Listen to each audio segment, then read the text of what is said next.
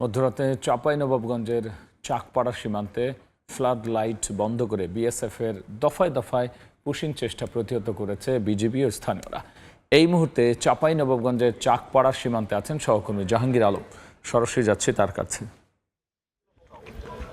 আমি এই মুহূর্তে আছি চাঁপাইনবাবগঞ্জের চাকপাড়া সীমান্ত এলাকায়।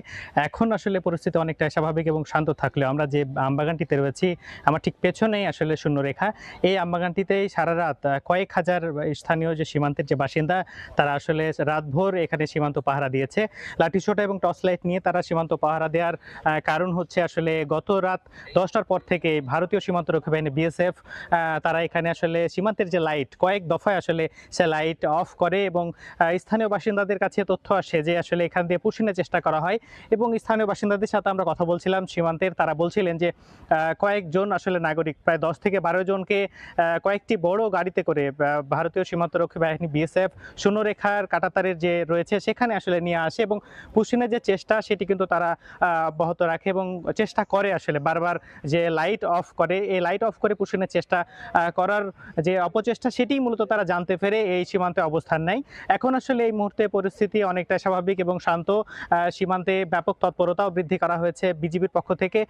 তবে সর্বশেষ যে বিষয়টি বিজিবি আমাদেরকে জানিয়েছে যে 12 জনকে পুশিনের জন্য আসলে এখানে নিয়ে আসা হয়েছিল, তাদেরকে ভোর রাতের দিকে 4:30টার সময় আসলে আবারও ভারতীয় অভ্যন্তরে নিয়ে যাওয়া হয়েছে। মালদার যে হোল্ডিং সেন্টার সেখানে নিয়ে যাওয়া হয়েছে বলে জানা গেছে।